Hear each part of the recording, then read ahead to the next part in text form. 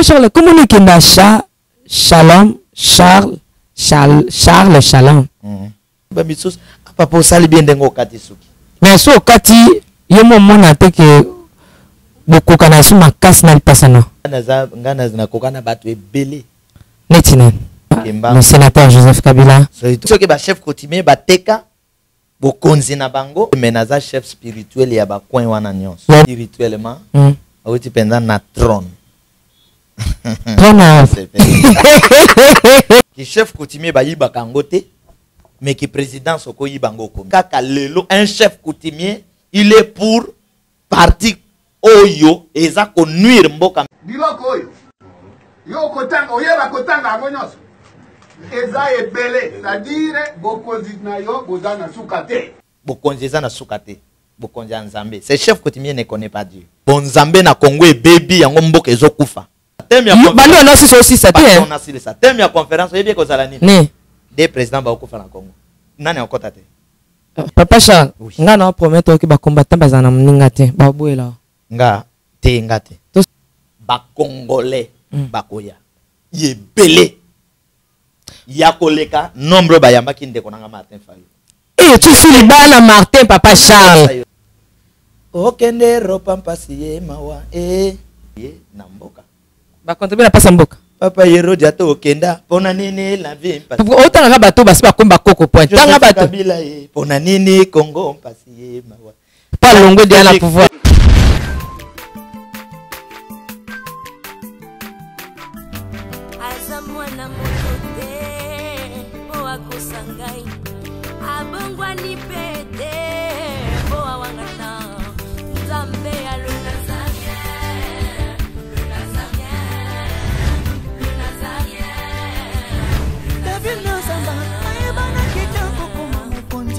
La démission est belée, à l'andara pour ça, donc félicitations. 5 ans déjà, Eza est belé, les Nazaréens, parce que avoir une structure et tenir ne fût-ce que 3 mois, il n'y a pas en bas.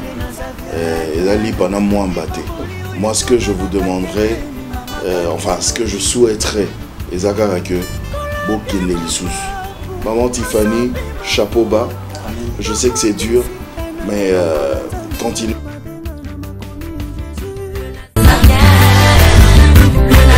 Pas responsable, nous sommes les Nazaréens, mais nous sommes ensemble.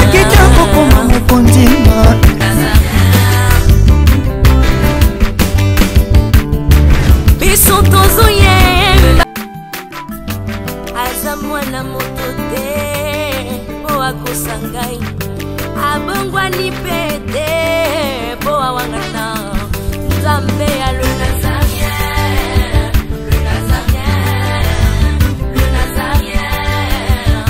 David Nzamba ayebana kitoko kuma mukondima atako babakola ki mafuta na musakolima lelo ya yo bolingo ebakeli le Nazarien lipamboli oyo mona na katempeni mama kantelobi.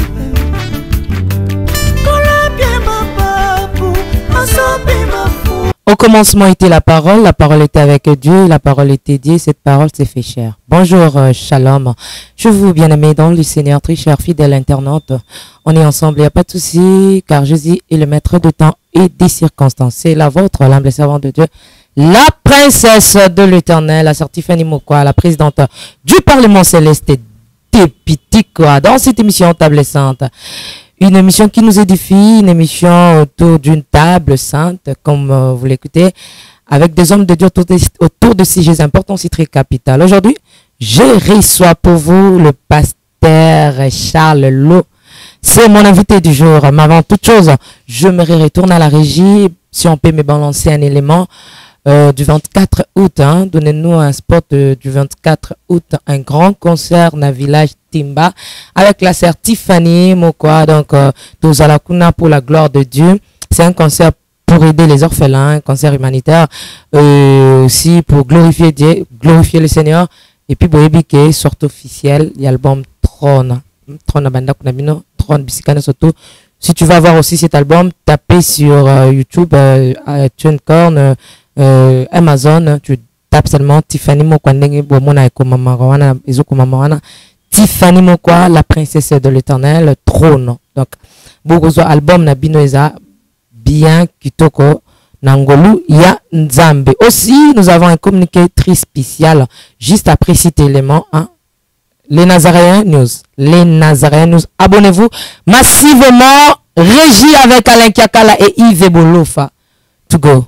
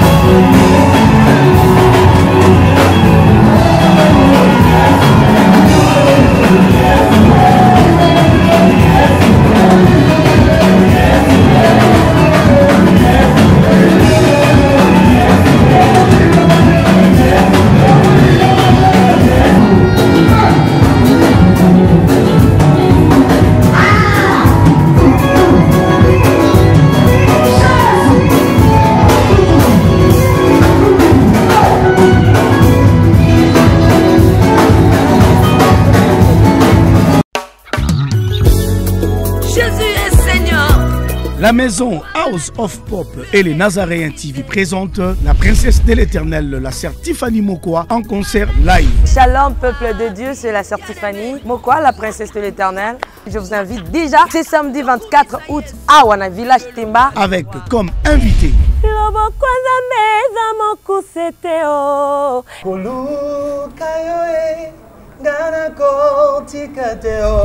le frère Paul Bakenda, Maman Godé Bondembe. Nous serons au village Temba avec notre sœur Tiffany.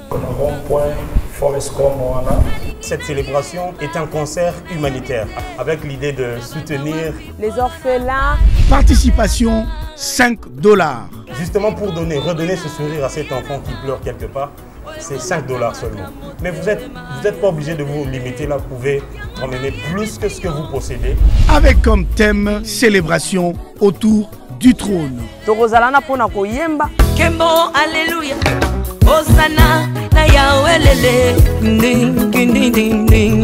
Lieu de vente des billets. Église Cité Bethel Centrale, Limité, Première rue, Village Temba, référence rond-point Forescom, Silhouette Télévision et les bureaux de Nazaréens situés sur l'avenue Kassavoubou.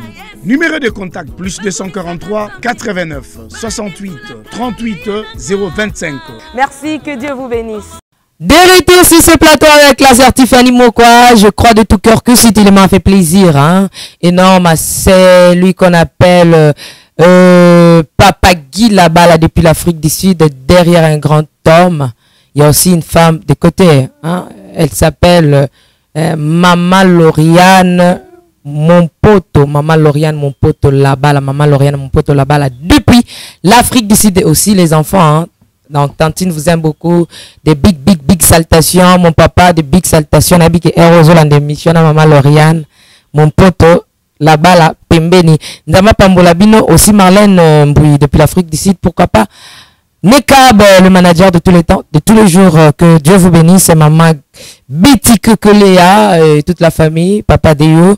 Que Dieu vous bénisse aussi. Pour clôturer, j'ai dit des gros coucou à Maman Foura. Maman Foura de moi-même. Que le Seigneur vous bénisse. Je regarde déjà mon invité du jour. Je dis shalom, Papa Charlelo. Shalom, ma sœur Tiffany. Papa Charles, comment on dit shalom, Charles, shalom. Les alaka uniforme. Uniforme. Charles. Oui, les alcool Jean, Jésus, Jacques. Maître Naba Yekoli, va combo isobala et ça la très bien. Pacha so katisuke bima konda. Ah bon, merci beaucoup pour l'information. C'est-à-dire na katalisote. Ndaso ina ba so katisuki. C'est que olembi mahamamboka o. So tika mbele se mamwe bele. Te. Okata suki ezala toujours na kati ya ba discipline. Okata suki, kotika suki, ezala toujours na kati ya ba discipline. Monier moko tanto tika kasuki na tika kasuki mingi pona ki papa moninga babenga papa Charles, c'est-à-dire il a kisaka un grand responsable. Moni même mandef tuna basango ya tango akala ambazo tika ba mandef wana ezala pona kola kisaka kolo responsable. Alors tala kasuki na kati suki omona bimi mwa moke mais omoba misuba lobi okati pona ni ba misus papa osali bien ndengo okati suki. Mais so kati yomo mona teke bokoka na suma kasi na lipasa no. Te nazala lipasa te. Ah. Nazala lipasa te. Ba ma pasa mse ngo bateka bu malibu moko. Tolianto ya mapasa me rataki. Ah. Tolianto ya mapasa na sero nga landa. Ah. Tenga na ba mamba famille te na ba lipasa. Si meto na lipasa te po so lobi lipasa c'est quoi ça jumeau ou bien batterie. Jumeau, jumelle te jumeau. Te peut-être batterie. Ngana zina kokana batu ebele netina net Christ so zo elonga Christ Jésus Christ au mona batterie epananga netina na sama be bazebele kemba le sénateur Joseph Kabila so ito kokani pena ye poser problème te batangani pe ba yebala mso uta ba kote kuna okatsa bandundu ye be mai kota.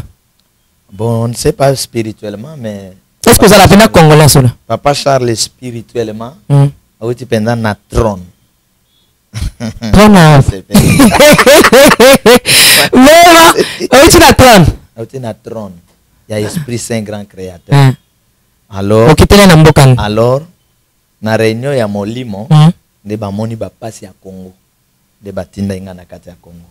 Ezate ko bimena kina na ba Uganda Banyamulenge oya ko na devia te menaza chef spirituel ya ba coin wana nyonso ya Rwanda Uganda chef coutumier spirituel ana chef coutumier différent na chef coutumier azali pe un homme spirituel mais dans la sorcellerie mandimela bango te koyeba bana yebi bango me kondimela bango te il faut boyebe loko wana ngule pa chef coutumier motuna kamotoke ondimela ka attention na likambo ba ben kondima tondimelaka kaka le Saint-Esprit la parole de Dieu parce que pesa kabiso vie so ndimele loko po pesa yo vie mais koyeba ko reconnaître que moto wana zali ça c'est place ni étant homme de Dieu au tchaka ba chef coutumier au pesa ba place ni ba chef coutumier place ya ko pesa bango na cadre spirituel bazali bato oyo comme bato d'abord na place ya bato respect comme bato. Deuxièmement, bazali ba responsable ya bato ya coutume o ba yebi makambo ya coutume mais na sens ya molili. Bon, on a vu place neti ni pesa bango. Na mboka ndeza boke souhaite pesi bango place te bango pona pesa bango place. Il faut d'abord na former bango.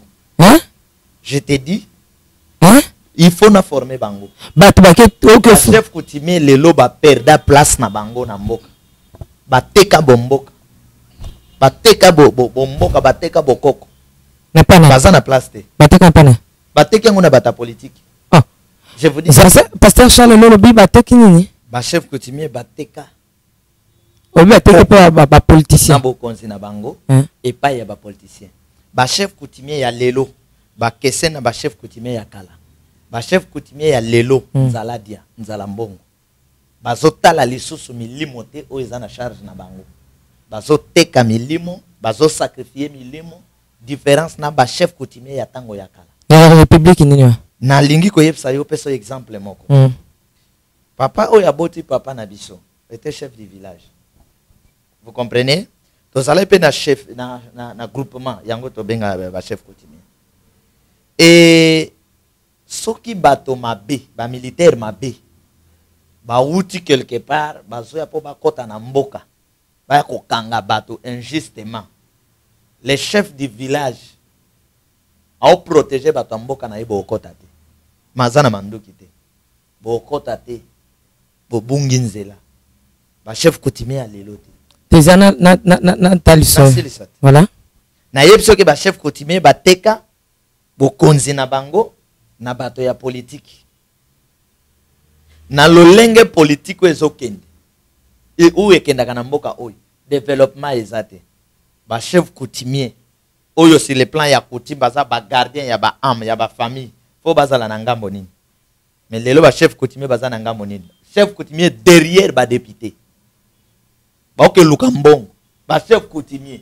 O ba bando landa ba derrière ba ministre. O komona moto ako ministre chef coutumier aye na tabaya ko pese pe ministre aye ba ye ako pese 100 francs. Ba teka bokonzi. Ba bungi Papa Charles Lo bon ce que boy que chef coutumier za na sima député sima ministre ma chef coutumier ba koki ko collaborer na présidence to pe na président parce que eza koko ba chef coutumier singeli ba za likolo a président to na sako président to ba yoka na bazali sangamo ki chef coutumier ba yiba kangote mais qui président soko yibango komi non na lobi makambo yiba te na lobi nde makambo ya on a collaboration non mais on a collaboration c'est-à-dire comment ngana bokonzi nanga je suis juste yo na bokonzi na yo zali injuste collaborer et simbate ki chef coutumier ba yiba kangote so yibi yango bokosila na famille mais qui chef ya secteur qui commissaire qui gouverneur ba yiba kango non peut un exemple natal so ba chef coutumier ya kala na rayon na biso ezalaki na école moko ya vétérinaire bana classe ba futa mbongo mais na moment diplôme basala ka baneya bato mboka ba s'organiser ba lobby préfet oyo alongo azolia ka mbongo azosala ba démarche te po bana bazwa ma plombe préfet wana asimba mwa bikila kila na ye aboyi na kolongwa te ba bengi chef coutumier ba ke na secteur ba yipsi chef a secteur ba bengi préfet wana préfet beti gazon lobi na olongwa te chef coutumier alobi na kotalisa yo ke mabele oyo eza ya ngai azwi masanga asopi ameli alobi apesi mokongo azonga epa na ye mbula makasi ye na mopepe elongoli toiture ya bureau na batole elongola ata tole moko te mais toiture ba chevron ba madrier atomboli yango akebwaka yango na distance ya 1 km mopepe ya mbula wana senase ya mbula nde préfet wana akima wana ba démonstration c'est-à-dire ba chef ya ba secteur ne jouait pas na ba chef coutumier ce chef coutumier a lobby chef ya secteur à bangi mais ndongo lobby chef coutumier a lobby aujourd'hui c'est le contraire tala kaka lelo un chef coutumier il est pour parti oyo eza ko nuire mboka mais chef coutumier pour parti wana tina suka tala tango ba chef coutumier ba kendaka ko pesa ba chef de l'état ba cadeau to ba nini zoma loba na bango yoka makamnini ba loba ba loko lobi bongo to zonga peka na régite zwana no image moko ya ba chef coutumier bazo remettre mokonjo mboka fashi ba cadeau ndenge zala kaka salema bongo zala bongo to la biloko oyo Yo kotanga, oyeba kotanga yango nyonso. Eza ebele, c'est-à-dire bokonzi na yo boza na suka te. Opesi yo oyo ezali kobatela yo mpona bitumba nyonso okobunda. Yango wana oyo tokolakisa yo awa. Yango wana.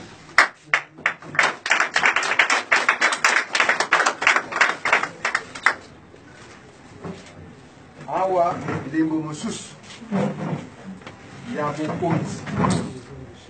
Bokonzi aza na bilembo ya liboso kamba yango ya bapiyo na libeke. Ya mibale tokopesa yo lokoso ya koi enyi koloba nini ozali mokonzi ya banyama nyonso na zamba.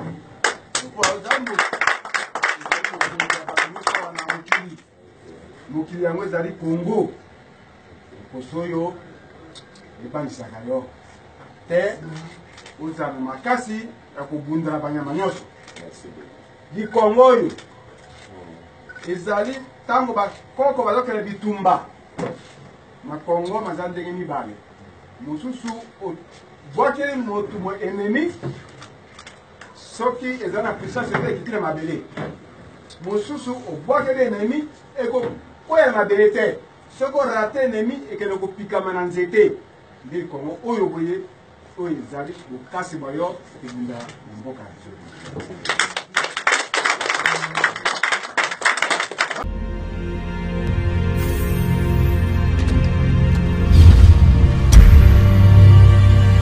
Bien-aimé dans le Seigneur. Papa, maman, la montagne de prière organise pour vous 24 heures de prière avec Jésus, 24 heures de solution, 24 heures dans la présence de notre Père. Du 26 au 27 août 2019 à Paris.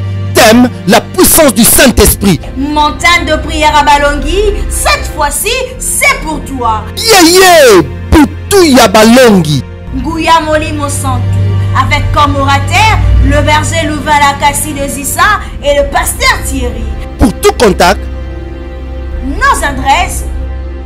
Que El Shaddai vous bénisse. Bienvenue à tous.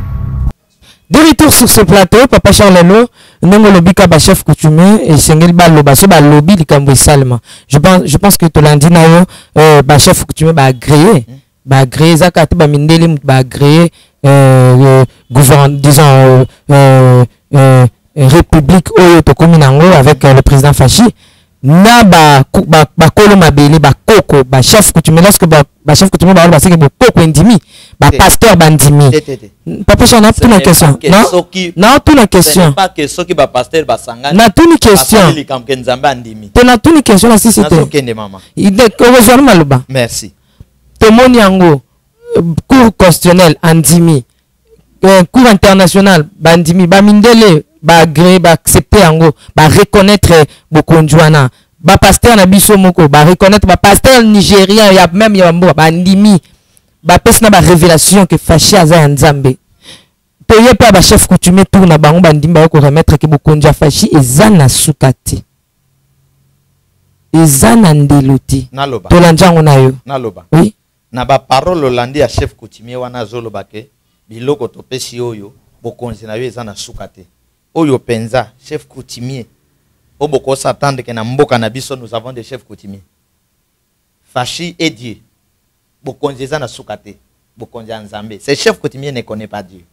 Bokonzi eza na sukate oyo yo zo yemba ya trône. Yango wana okosala nzembo pona bokonzi wana. Ça c'est kopesa na motu ya Félix puissance ya dictature. Wana bondoki. Ces chefs coutumiers ont fait ça avec Joseph Kabila. Na modèle pouvoir de Joseph Kabila et Kambibiso. Vraiment le chef coutumier juste. Bakokai kozala na ngambo nini. Eza flatterie. Lelo ezali monde ya flatterie. Na kosa yote mutu akosa yote ke soki ba chef coutumier basangani ba lobby ba koko bandimi c'est faux. Koko nini? Koko ya ndoki. Celui qui était injuste mais ba koko. Oya ba koko ya solo ya mabele ya Congo. O bazole la Congo ebonga. Ba ndimelo comme côté. Obetelanga lisolo ya communauté internationale. Mais ben juste banani. Et pas na bango moto a gagné l'élection ye wana bakolekisa. Et pas na biso ko gagner te yango ba ko bimisa. Banani ba sala biloko na bango. Li wana biso esengo na bango. Ba guerre na biso pasi na biso nde bozwi na bango, richesse na bango. Oya ko betelanga li solo ba pasteur. Na tuni yo question, na tuni ka question. Ça na ba pasteur na mboka oy. Nous avons eu des pasteurs dictateurs et entouré Joseph Kabila. Ma pasteur ne voulait pas que Joseph Kabila le wana bokonzi. Un pasteur dictateur conseil ni na ko pesa na président de la République. Lorsque vous qualifiez le pasteur un dictateur, on montre que comment que mieux azako ko yeba li sosote bokonzi ya ki présidence ya mboka na ki chef coutumier na ye. Ki chef coutumier ezalaka bokonzi familial. C'est-à-dire ceux qui koko akei non ko akoti. Mwananka sa koti ki chef coutumier eza bongo eza bokonzi familial. Mais qui président de la République eza familialité. Bakasa yango. Merci mon pasteur. Voilà. Le colobi qui est pasteur nous n'avons plus. Oui. Mais on a prouvé que nous avons des pasteurs avec ces photos échange salami. Enfin, cette fois-ci, échange salami. Ndenge bazoko pesa papa Soni bokondinaye na ndenga komi évêque wazokamba église de réveil.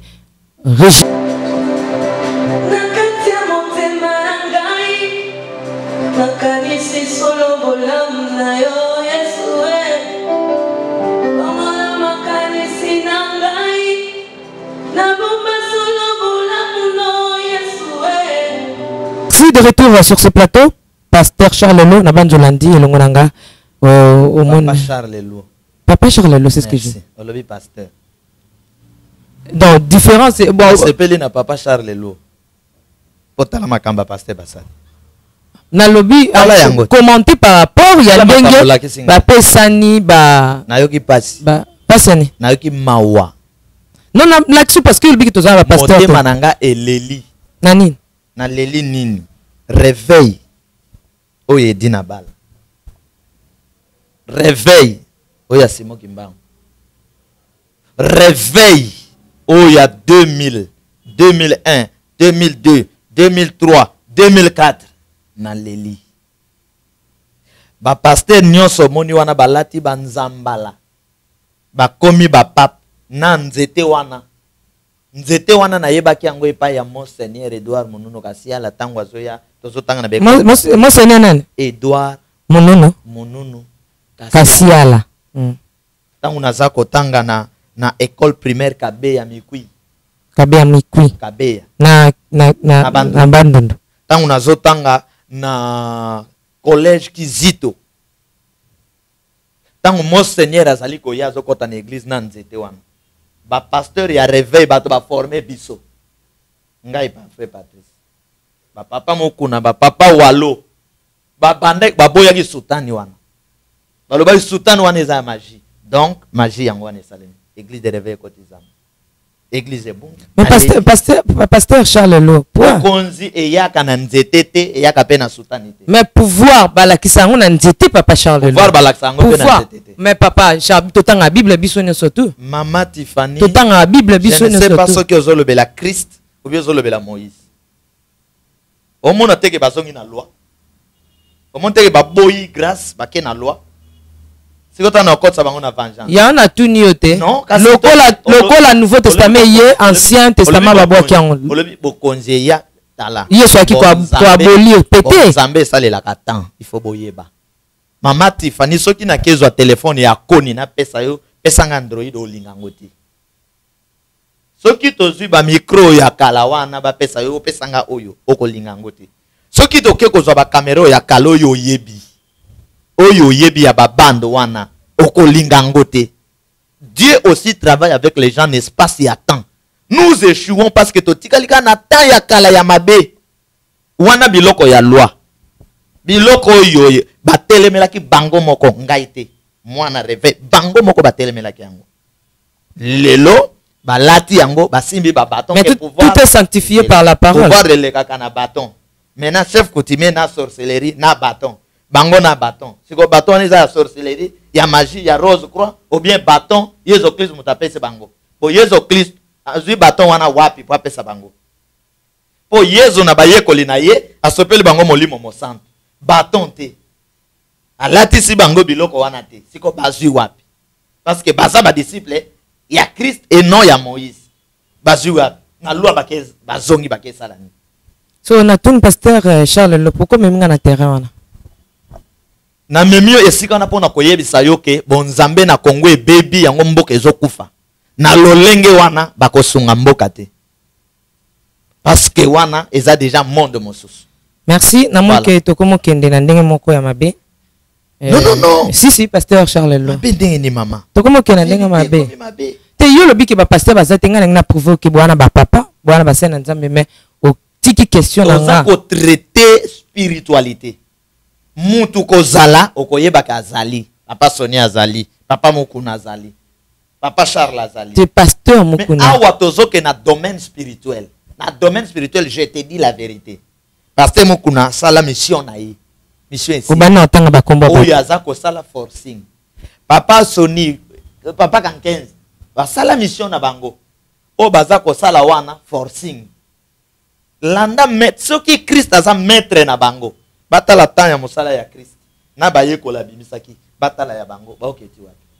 Merci pasteur Charles Lo. Tobetana ka makambango avant tout le canal makambo is très important. Tika yoza mosala nzambe par rapport ya punition oyo ba diaspora ba pesaki ba yembi qui va courir manal banda mbokate. Aujourd'hui, comment vous allez analyser affaire on a parce qu'ils ont continué parce que moi Zimbiazaki ba boycota qui a beta et ça qui bakanga qui mène moi na mboka Boketu Chabimaki gloire à Dieu de comment ils abeta ite abetaki ezala nini ezala concert Hermès ou quoi concert yaye yaite ba invita qui OK mokolo concert motamboka ni tiens papa changandi na autour question na mono otunga déjà belé otunga belé en répondant na déontologie za la côté na aider ya la vite analyse nini osalaka otozo sala actuellement parce que lit o ba combattre ba boyela ki ba baki pas Joseph Kabila n'est plus Congolais vandi na ebonga mais jusque là toujours ba boy ki ba consort et betama analyse na sur ça d'abord ba ndeko wana bazali na d'abord ça je dis clairement comme patriote comme homme de Dieu bazana raison d'abord souci na bango ezala ini teke bo beta te bo te ya te non souci na bango ezala état ya mboka ndeko nanga Weranson oyembeli ndeko Joseph Kabila on ne sait pas peut-être apesio moi eloko obeti concert na poto ba congolais baye ba cotiser aux huiles sous eloko oyongindi osombi lopan peuple congolais na souffrance ndeko Kofi ndeko wazekwa tout consort ba vandi ba réfléchir vi ndenge mboka ezokende makamone za malamu te pa pasteur oya otei ozwi lokotro ozongi kuna mama Olive organiser journée pa pasteur ozana kati ya yo enveloppe micro s'il vous plaît ozwi enveloppe peuple azako souffrir nde ba réfléchir que lokola soki tozoloba na koloba bosala pona mboka balingi te tokende na ba sanction eza sanction kitoko ngal lelo na lobaka ngo ke même na église soki bandimi bamoni ke ba souffrir pasteur azo se retrouver na bato ba oboma mboka basala grève dimanche moko ba ya prière te nzambe akoboya koyoka bango te parce que tala bonzambe eza bomboka lelo ngai esika na ote na te ya kankolo mokeli mboka na ngai mate na ngai vandi wana c'est pourquoi ça na mobeko moko le Dieu de vengeance appelle singa na zolo banini c'est lui qui n'accomplit pas sa mission na sena moy et surtout na mabele bakoko na ye commet un grand péché. Donc parmi les 10 commandements de Moïse bobak sa commandement wana parmi les 2 commandements ya Christ bobak sa commandement ya wana so oyo nyonso mama Tiffany ozana kosaleza ozana kokisa mission na yo na mabele ya Congo koyamba bato ozo risquer ozana ko risquer yamba bato lokola ba papa Charles Lo ozo risquer vie na yo et ozana ko accomplir mission kombo na yo fo ekota na liste ya bato babundela mboka nde bazwaki ba décision wana mama ba décision kitoko maintenant tango o bandeko bazwi ba décision bino bato boza koto boke na tembete o ndeko héritier alobanga moto na tembe na ke na tembe non to vanda to réfléchir bandeko na biso bazana raison bota l'état ya mboka ba musicien bosala ka ba album mais boza ko matate pona nini mboka eza malamu te piraterie injustice ba droit na bino bozo ngo comme il faut te baza na raison bon to yokana banani bazo bebisa biso ezali plus bata politique mbongo na biso eza na politique ba boy ko organiser mboka poto se retrouver to mata lokola ba mboka mosusu so ba yoko benga na yema na koyemba te ayemela nga ata mboka na yemela na nga ata nkolo na zwata 100 francs na lia.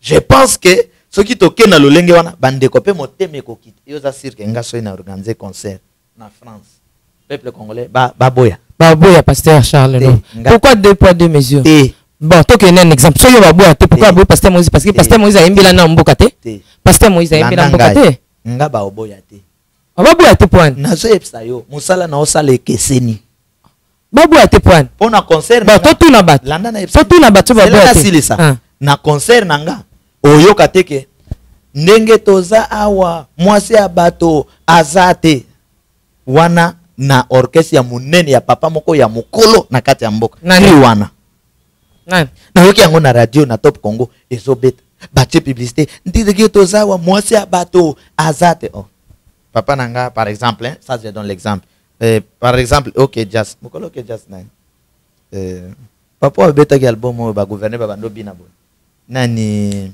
Nyokalong. Papa Nyokalong. Je donne l'exemple. Nyokalong, c'est un père, non? C'est-à-dire sa musique, c'est un conseil pour na bateau.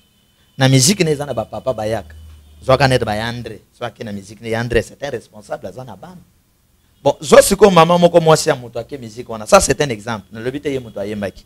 Siko yo cri atala kwa boaki ndenge toza wa moi si abato azate. Oba mama bato bakoti wana. Donc simba ye ndengolingi. Vous comprenez cette musique? Musique danseuse azobina na string. Ba loka ba combattant maman moko lobi bana biso balinga liso classe te. Envoûtement na musique. Wana musique nini? Musique wana. Alors ba lobi te. Bande konanga kofi to lingi bino. To lingi liso musique te ya ba string.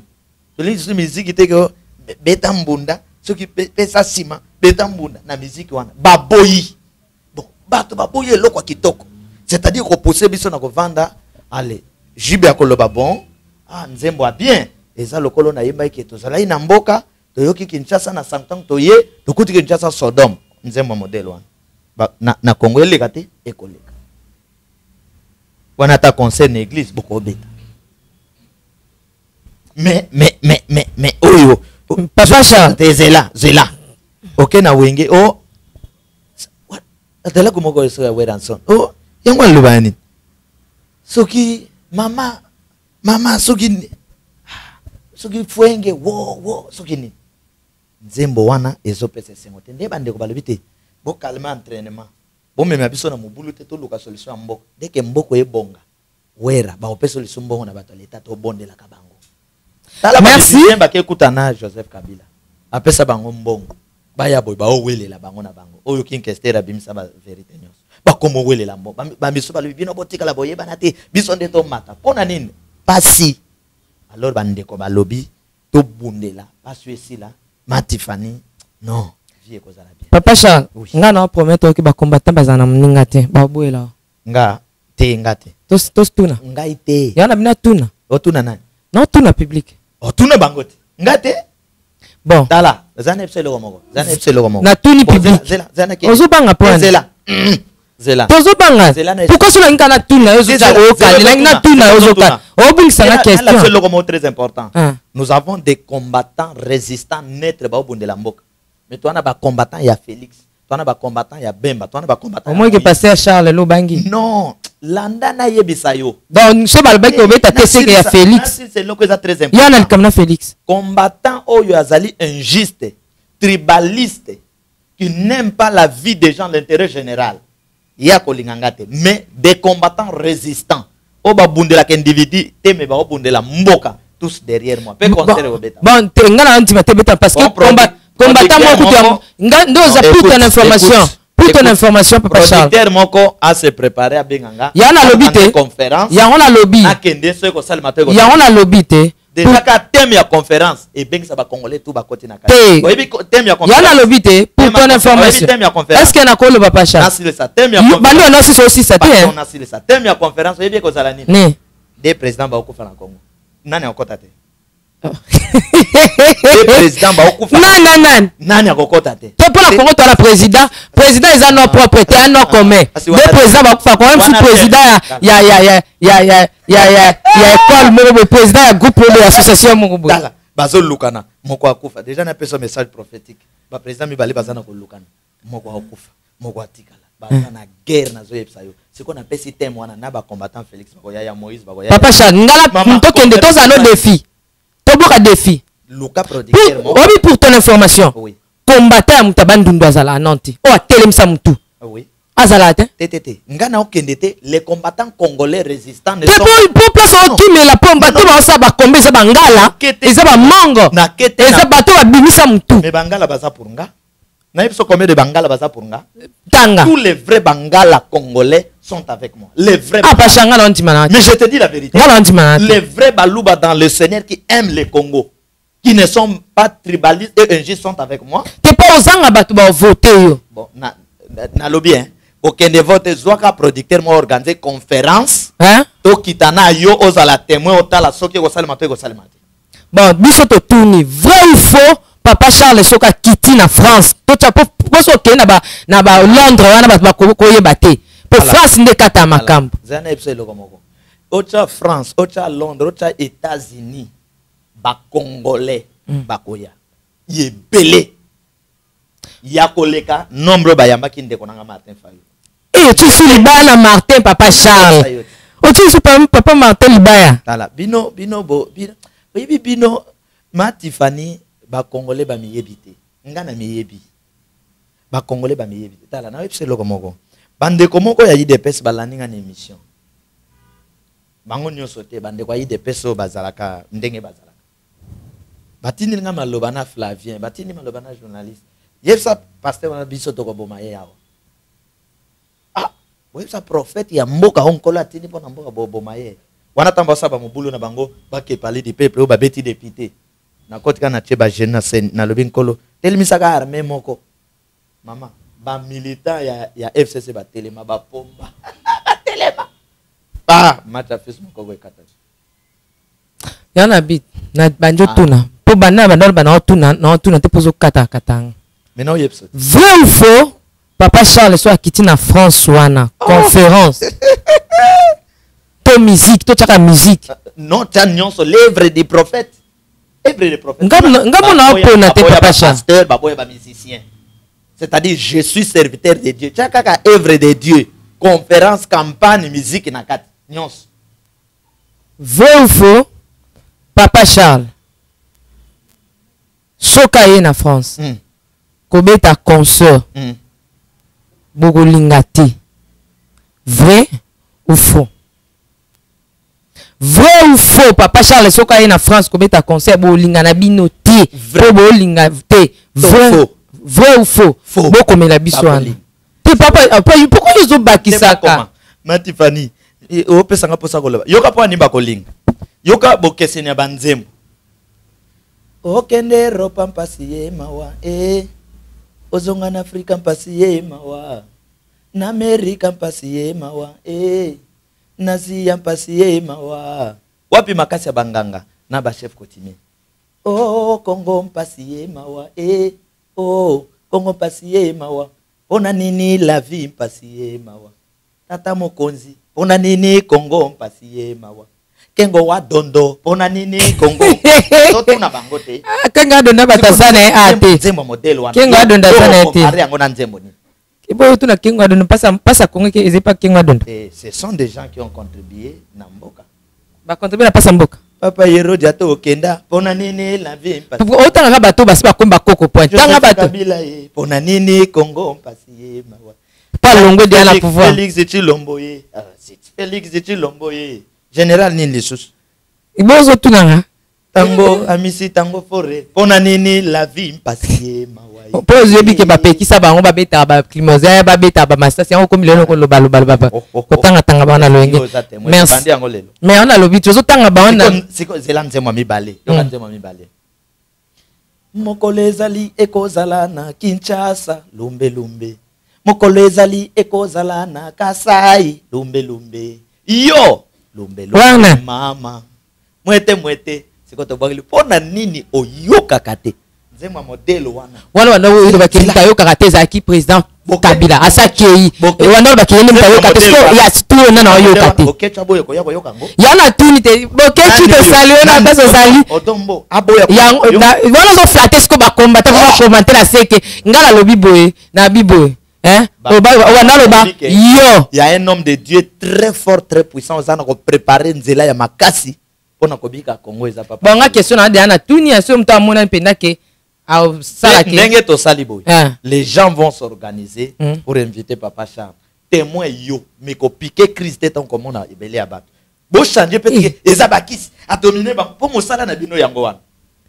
Omoni nga na ozela ka lo Stéphanie biloko ezoya soki na kiti France eza na biloko ebele ko zala débloquer ya mboka na biso eza na France eza na Belgique eza na Allemagne soki na kiti ba tourner na temps moko na osala ba tourner ya nos esprits fermés kuna na bamboka wana baza na ba boloko okomona yo moko okozala témoin.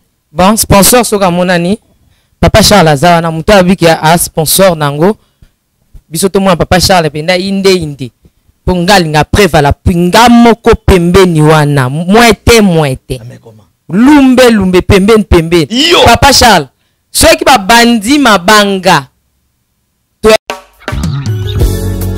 Jésus est Seigneur. La maison House of Pop et les Nazaréens TV présentent la princesse de l'éternel, la sœur Tiffany Mokoa, en concert live. Shalom peuple de Dieu, c'est la sœur Tiffany Mokoa, la princesse de l'éternel. Je vous invite déjà, c'est samedi 24 août à Wana Village Temba. Avec comme invité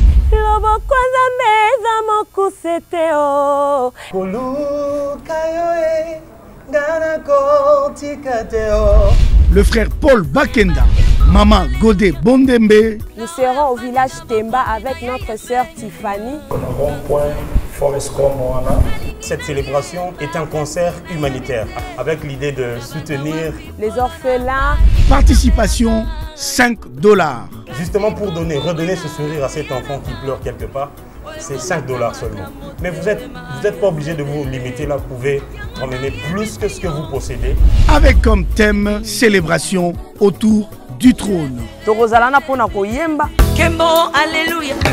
Hosanna, na Yahweh lele. Lieu de vente des billets.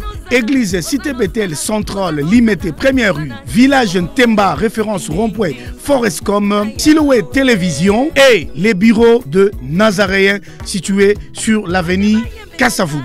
Numéro de contact plus 243 89 68 38 025. Merci, que Dieu vous bénisse. Oui, Papa Charles, ndenge nazoloba awawa. Mutu oyo ako commenter na se sukaka na commenter te. Papa Charles alobeti gazon. Alobi ke yé bakoki jamais ko benga na ye. Sponsor a omonana. Papa Charles azawana. Nga ba betela ngali solo te preuve à l'appui. Ozali témoin oculaire parce que inde tout au kita ezate ke ba bakiselo batuna ba vidéo nga moko wana. Soki oboyi Satan. Fondi manzambe. Siko so oboyi Satan oboyi na nzambe. Oza en position. Lo baboya ki Satan. Ba combattant baboyi nzambe te. Baboyi Satan. Bo Satan ala tamaseke. Vous dites den ba ba ki oza Satan. Te baboyi Satan. Satan azali leader nyonso azali ko participer na ko détruire mboka. Na tei bande ko na lobby tozana na ba péché belé. Mais ba péché pesa na ba dimension. Eza na péché personnel, péché familial, régional, na péché national, na péché international. Ceux qui gouvernaient de la ville à Sumuki contre à Sumuki na sur le plan politique ya mboka, donc à Sumuki sur le plan national les aggraves. Par rapport à moto à Sumuki na péché personnel. Merci beaucoup Papa Charles Lo tozoki masima tango towe baka so pe batu balandaka wa pe kamsu pesa pe kambu olobi boye me batu balanda na bango pe yote. Oui bana. Le 30 juin tout moi qui tambola kiawa le 30 juin exam ko l'indépendance le 30 juin mboka kozala marche kozala le 30 juin différence ni au le 30 juin on a le 30 juin eleki.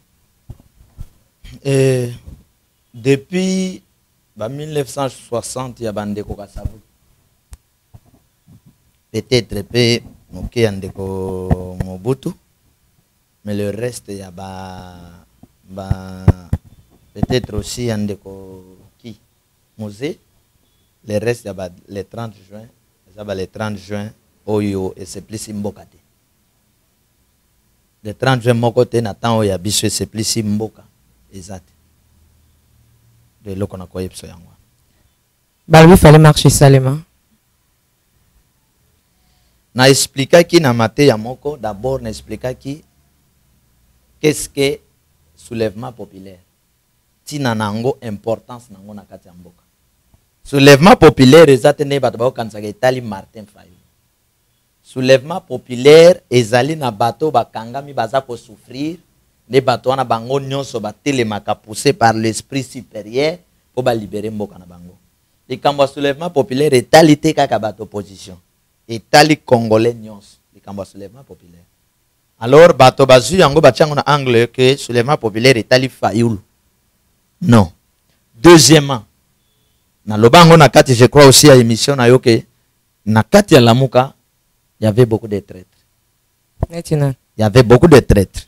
Na kende kaka il y avait beaucoup de traîtres. C'est-à-dire que banda to bokena ba élection ya nzoto tito comme yo Lamuka o kashi o boye ezalaki kaka bato ya réseau moko ya noyau moko nde bapanzana ki ndenge micro bakatanaka po ba dribbler peuple congolais ti ba mema e place wana po yeba ke baza bato ya réseau moko tala makambo ndenge esalemi bato wana tamba longwa ki balobi baza contre Joseph Kabila bomi mboka wana maloba ba Moïse ba Olivier ba Francis banani ba Kamere tout ce monde. Alors moto bango balobi abomi mboka atiko former front commun na bango bobengi FCC ye autorité morale. Or bazo loba wana ka bomi mboka po bazo kosa peuple po bo mi diviser bo kende na ngambo na bango. Mais ba préparaki kuna bango bien avant. Bato mususu bazana Lamuka wana peut-être moko to mi bale bakoye batemba misu ba yeba déjà que moto bakoke bimisa président kozala Félix bako salela te oyo ezali ya peuple. Bango tout bayebaki. C'est pourquoi au moni bato wana balobi to lingi Joseph Kabila te. Or Félix oyo batie ya lingi Joseph Kabila. Siko bato balobi to lingi Joseph Kabila te bakangami na Félix. Syllogisme yango. Félix Tshisekedi a sali mariage na Joseph Kabila. Bahati ayeko sala mariage na Akash. Donc Bahati a sali mariage na Joseph Kabila. Wana na syllogisme. C'est-à-dire, tobando le bango na français que l'ami de mon ami est mon ami. Vous savez que c'est le mensonge politique. C'est pourquoi Dieu a se souvenu na ba Congolais tinde la bango un bon prophète Papa Charles pour vous expliquer ba complot politique. Vous avez qu'embrier peuple congolais à comprendre de l'autre. Le longtemps aux hommes na mboka Moïse Katumbi a regretté batunaye plutôt baza ko regretter sikso ba pesa kinde ko Martin Fayulu oyo akomi lelo komi matisa abosani bango soka kote Katanga ezalaki pona Moïse Katumbi tete Katanga ezali est-ce que na kosi sa question wana kutu na kotika yote na kosi sa question katsa kote Katanga ezali pona Moïse Katumbi abota maina Katanga na poche na kosi sa question non ngana kenda Katanga pona Moïse. Mais tant yo eza ba mama mo kendaki na ibite Benito Rwanda. Donc ne Rwanda pona Kagame. Ah. Papa Charles, pour niko inisa mtu na makasi bwe. Oh, na kokota Rwanda bakoyina yote. Yo kasanga kina Rwanda. Oui. Olo bakini Rwanda mikolo. C'est juste l'ambiance de cette émission. Voilà, c'est juste l'ambiance. Papa Charles Lelo, c'est toujours pareil. Papa Charles Lelo, mais tout le bélangon a bosolo, mutramtana mabeli na neti n'Équateur kuna ezali Jean-Pierre Bemba, neti na Kinshasa awa ezali na Kasai IDPS, de Tokei na Katanga eza Moïse Katumbi, tout le bélangon ya solo. Ezate ke to bomba na totala na ba coin. So bandundu ndisiko ezaki mbuta gizenga mikolo na ebongo na ba Congo. Donc, la mauvaise politique. N'encouragez pas cette politique. Alors là, nous devons quand même encourager Mobutu. Il y a Kasaki politique pour permettre Bato Ebele Lelo, Oyo Kakamere, Aloba Kikongo Mabe, Aloba Chiluba Mabe, Aloba Shoyili Mabe, et Lokwana na Lobango Foba Zong Sangon école primaire, les 4 langues nationales. Donc, Mobutu de ce côté-là, coup de chapeau, félicitations. Ah, on a l'amour que comme sous mauvaise politique. Katumbi azo pe sa pe positionner tazaka na lamu kama moto zo pe la ni pe na ndeko ne la. Rappela ka pe bato ke. Otunanga vrai ou faux la muka yeko kabwana. Vrai ou faux ba kolongo na loba ki vrai. Rappela ka pe bato. Ke maloba prophète et ke ndape juste. Boka moite komona o Olivier Alongwe. Mwisi nyaso ki mbwisi ndiambwisi Alongwe. Moïse Kalongwe. Intel Alongwe. Bisoto yebaki yango avant que bato basangisi bino na triomphal bazali ko dribbler peuple congolais. Merci Tokomi Kokita Malembe jusque là gouvernement ezobimate koma ki le 30 juin ekobimale de ekobimale nani kino lelo ekobimate. Félicitations na mwana mboka est-ce ko kamamboka pe sans gouvernement topé mwana mboka fasha ko kini pe ko travailler sans gouvernement ça na peu. Omoni bisika o ya des fois ekotaka bato ba doute sur bo konja ndeko Félix. Ezali autorité wana ya kosala likambo. Parce qu'un responsable azalaka na pouvoir autorité ya kosala likambo. So ki gouvernement ezobimate. Bato ya FCC bato balingi bimate. Siko yo président de la République. FCC lingi bimate. Wapi sikana. Non ba bi pa ça peut pas mbilo zo lakisa ki bo kondina parce que azo yenda azo boya. Bato ba proposer azo boya azo calé. So ki bando boya. Premier ministre wana lingi bimate.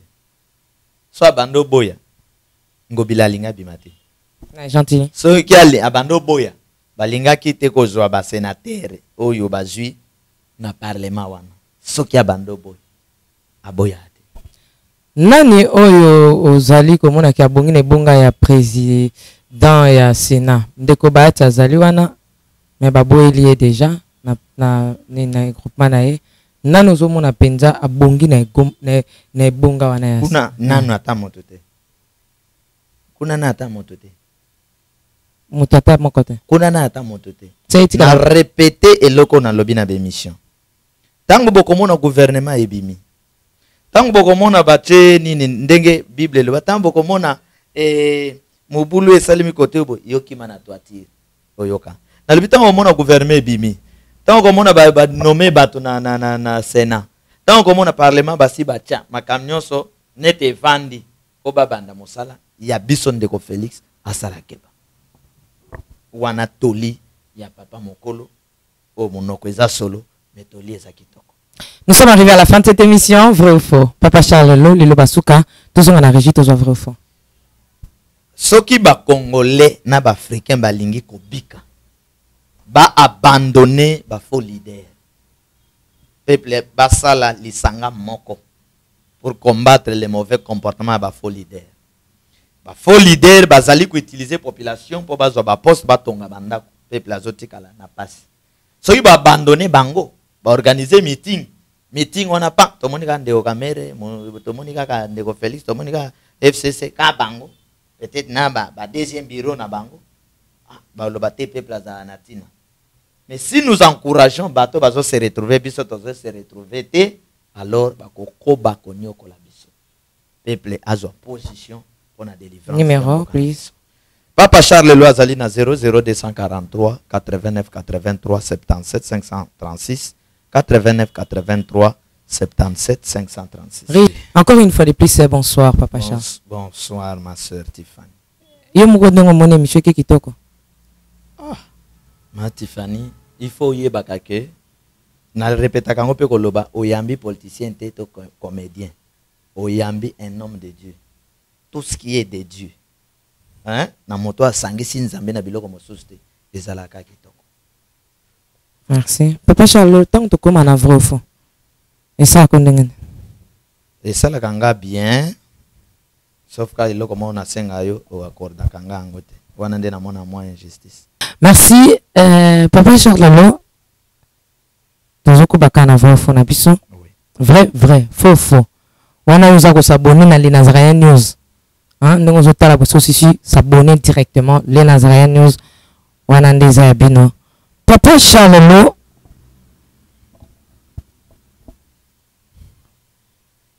nazo tirer kaka na émission olobaki ke faut la muke ko kabana. Baïban na bango tout ça. Vrai ou faux? Entre guerre et Zozala, Yamana Mboka, Martin Fayoulou, de l'autre côté, Moïse Katumbi, Yosa pour Martin Fayoulou. Vrai ou faux? En tout cas, Mathieu pas dit. Oh, question à l'équipe qui toko. Pesa ka vrai ou faux? Courage. Ça qui toko makasi. Faux. Question des qui toko na le bifo. Ok. Papa Charles Lo kotala ndenge Martin Fayoulou apesaka voix na ye epaya mwana mboka André Kimbuta ozangaka voix moko pa André Kimbuta ma gouverneur de la ville. Pokotala ndenge no lenge ville à Kinshasa kamba mepa ya mutu oyo Martin Fayoulou apesaka voix. Vrai ou faux? Martin Fayoulou amta apesa confiance te. Faux. Ma femme a bien répondu dans l'émission. Je me connais faux. Faut dominer dans ne peut pas vrai. Faux. Non, le cas est vrai. Automé quand pas faux. Papa Charles Lo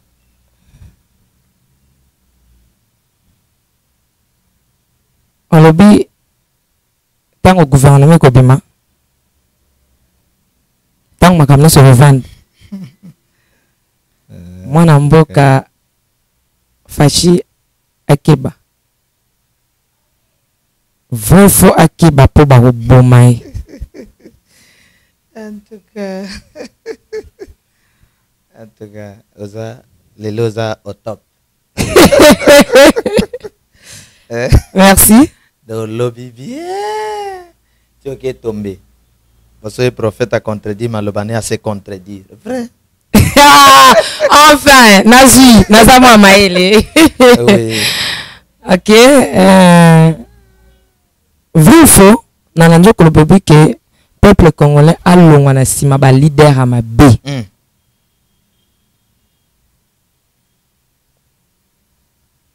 Vrai ou faux? Fachi aza leader à ma B. Vrai. Papa Charles. Est-ce que vous m'avez dit que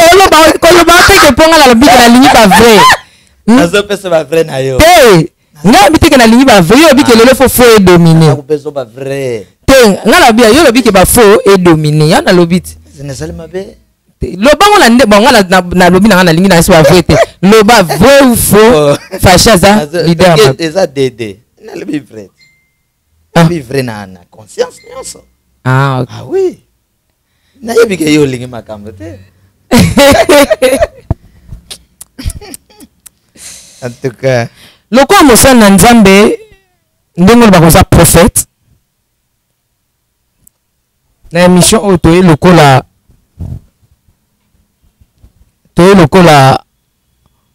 tango bampate bunga ki epai Samuel. Olandaki bampate. Oui. Tu peux consulter mon Seigneur Nzambe pour la prophétie mingo betaka bato ba papa Charles Boya papa Charles na vrai faux oyo le quoi mon Seigneur Nzambe toujours on peut le quoi prophétie peut témoin vrai ou faux concert ou la certificat robeta le 24 août et que ça la plein à craquer. En tout cas, maman Tiffany. Il n'y a pas de problème. Ah, maman Tiffany. Vrai ou faux? Accordez un aloba. T'es vrai ou faux? Public peut basenga que ba vrai non nyos na tosa. Oh na loba. S'il te plaît, Papa Charles. Oh na loba. Vrai? Permettre. Papa Charles, est-ce que ça la te lobby te? Ce qui vrai ou lobby vrai? Na ce qu'on peut se vrai na faux. Mais pardonne exhorter le komoko. Te, on a ce que tu non non non. Papa Charles, exhortation ou pesa na émission quoi? Vrai na faux ou bien na pesa na nous. Pesa na nous vrai, voilà. Vrai, vrai faux. Na vrai quand même na liste na yo. Il y a les Nazaréens. Vrai banan, bato yamba ba bien banan. Ba invité. Quand même, donc, voilà pour sa réponse, il y a vrai ou faux. C'est-à-dire que c'est vrai. Maintenant, expliquer. Voilà. J'explique pourquoi Maman Tiffany. Concert na yoko beta pour la gloire de Dieu. Même 100, 200 personnes. Et pas nous basé et belé que 1 million de personnes na meeting y a perdu. Voilà. Deuxièmement, les cambo est ça pour la gloire de Dieu. Et que dit Christ? Si 2 ou 3 se réunissent. Merci, par ici que nous clôturons cette émission. Que le Seigneur vous bénisse. C'était l'ambiance de cette émission. Ici, au centre de l'île Nazaréen, nous nous réjouissons parce que Jésus-Christ est ressuscité. Il n'est plus dans le tombeau. Il est le même hier, aujourd'hui, éternellement. Priez pour le 24 août, concert humanitaire de la sœur Tiffany Mokwa avec son album Trône chez vous. Maman Lauriane, la balle, Maman Lauriane, la balle. Oui, papa. Nazoka solaliwa na ba musicien. Musicien ni? Ba leader ya musique congolaise. Ya chrétien que profane. Leader ya musique congolaise. La musique congolaise ezali musique wana culturelle wana nyonso na kati. Bana nzambe basambela pona ba leader ya musique. Ba leader politique pe ezana des leader moko azoluka liwa ya mosusu, moko azoluka pe liwa ya mosusu. Ba leader on bango na bango. Moko atika.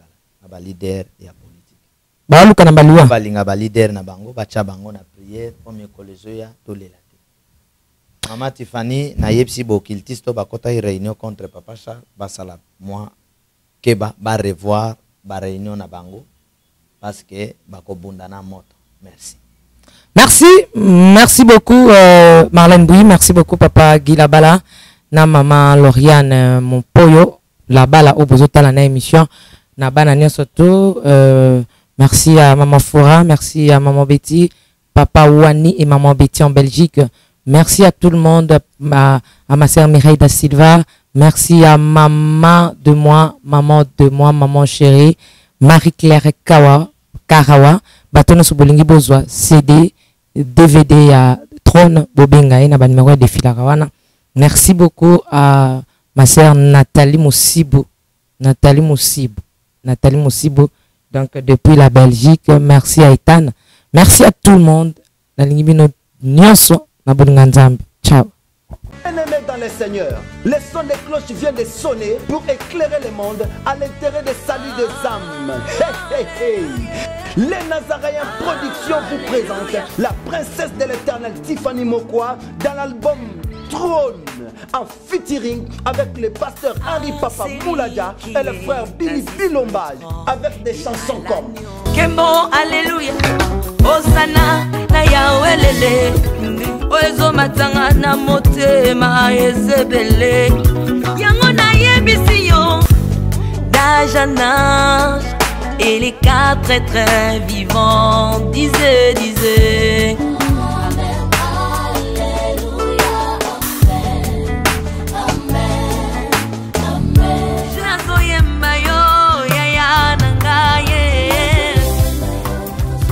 Yozali Isolo nanga ya tango pasi ya. Procurez-vous massivement de cette œuvre à travers les plateformes de vente et de téléchargement telles que Les Nazaréens TV, Amazon, iTunes, YouTube et autres. Hey, hey, hey.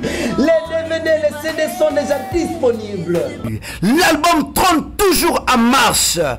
Déjà en France, appelez-nous au plus 33 65 93 16 781. Mamae, Bateau France, ce n'est pas encore fini. Comme je le disais, contactez-nous au plus 33 65 93 16 781. Une seule adresse. Au numéro 112 de l'avenue Songololo, croisement Prince Kassavubu, dans la commune de Kinshasa. Que El Shaddai vous bénisse. Lieu de vente des billets. Église Cité Bethel Centrale, Limité, Première rue. Village Ntemba, référence rond-point Forescom. Silhouette Télévision. Et les bureaux de Nazaréens situés sur l'avenue Kassavubu. Numéro de contact plus 243 89 68 38 025. Merci, que Dieu vous bénisse.